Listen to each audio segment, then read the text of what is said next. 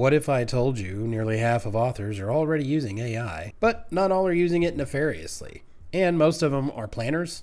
I'm a pantser. I don't write with an outline, so AI really can't write my work for me. Anyway, let me show you an ethical way to speed up your revision process, especially if you're a pantser. I'm Andrew Ullman. I've published 6 novels. I can't afford an editor. I wish I could, but I have 4 kids and a mortgage and a whole bunch of things, and I just can't afford it. But until then, had to find a tool to use, and so that was ChatGPT, which is what I use. It does not write anything for me. It simply helps as a tool to keep my madness reined in. Let me show you my process so you can ethically use a really good tool and not feel bad about it. You should know AI is very bad at storytelling, like really bad. It gets lost, like dinosaurs and aliens and stuff, when you're trying to write like a cozy mystery. It's really bad. It's really bad. It is, however, really good at line editing, at least in a chapter. It's not good for long term. If you plug a whole book in, it's going to get lost immediately. In fact, it can't actually even handle that much information. I can make a video on specifically how to do all that and what to look for. If you like, just let me know in the comments. So if you're going to do a chapter, you copy it, come to ChatGPT and you say critique, rate, and suggest. Hold shift, hit enter, control V to paste. You may have noticed that I am using the free version, by the way. I don't know if you can do more on the paid version. I'm poor, as mentioned. You plug it in. It thinks, not doing yourself any favors here, chat. I've actually never seen it do this before. I think I broke it. So I got my prologue. We do here, it tells me the strengths. These are really good. It's great. I don't like to put my genre in there because I want to see if it picks up on that. It's really good for this on some occasions. However, don't take its suggestions. They're bad. It doesn't have any soul when it gives you suggestions. They're not good. Dialogue attribution fixed a lot of that. Word choice and tone. So yeah, this awkward thing, it's part of how I write. It's part of my prose. So again, you're going to ignore a lot of this stuff, but has suggestions and then it rates things for me. So we have these and I can fix those.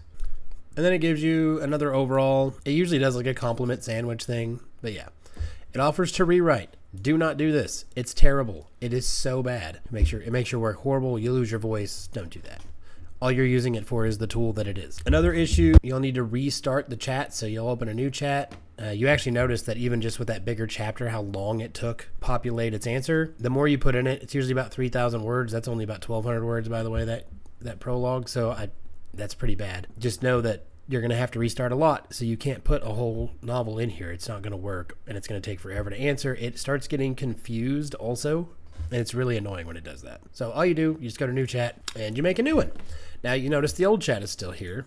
You can do this. You can rename it. You know, this was like prologue or whatever. This is good if you're running multiple projects, and then you don't let it get confused because each chat is its own thing. So it's really nice to do it that way. And you can delete them. No big deal. Deleting one does not clear the queue for anything else. Another cool thing you can do is have it create a story Bible.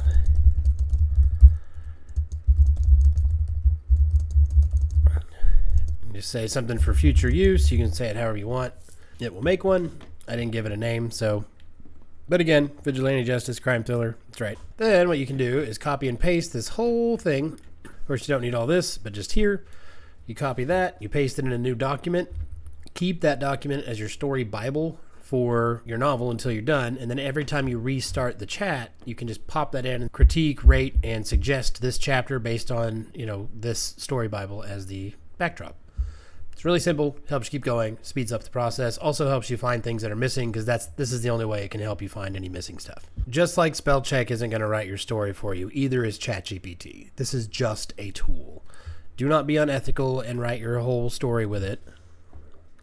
Do your own work, use it as a tool. That's all it is. It's just an instant feedback generator to help you move along and make sure you're staying consistent.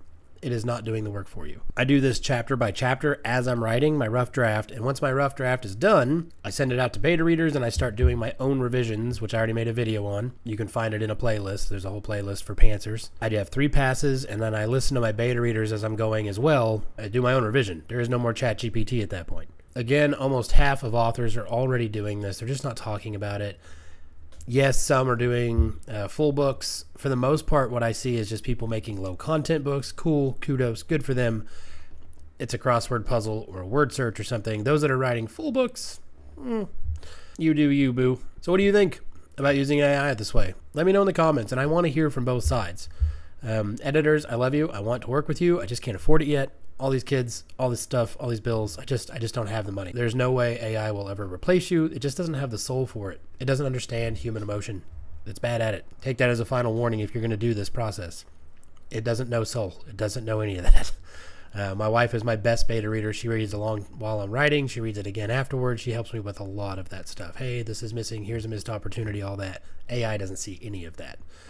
Don't rely on AI. It's terrible. At the end of the day, I do all my own work.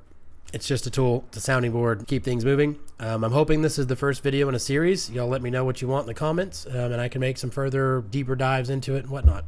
If you want more content like this, just hit the like button, subscribe, tell the almighty algorithm what to do.